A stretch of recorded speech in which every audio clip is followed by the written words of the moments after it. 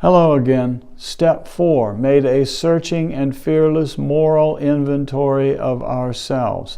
Once again, I want to remind you that this is not intended to be some complete set of discourses on the question of what yoga is or on the 12 steps. This is intended to be an introduction, brief highlights for people.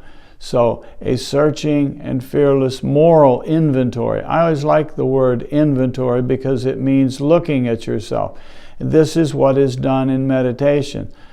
Part of this process is done externally, talking with other people, of course, and taking a look at ourselves and being honest with ourselves. One of the core principles of yoga is called the yamas. It's step 1 or rung 1 of the 8 rungs of yoga, and it has to do with being honest with oneself, of being truthful.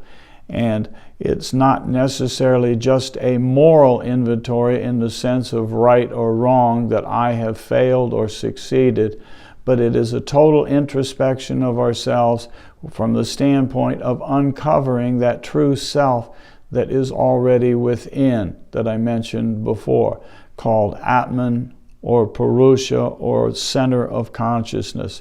So we introspect to discover the way in which my false identities and my personalities have taken over. And again, it's kind of like an inventory, but it's done internally through the practices of contemplation and meditation. Okay? To be continued briefly.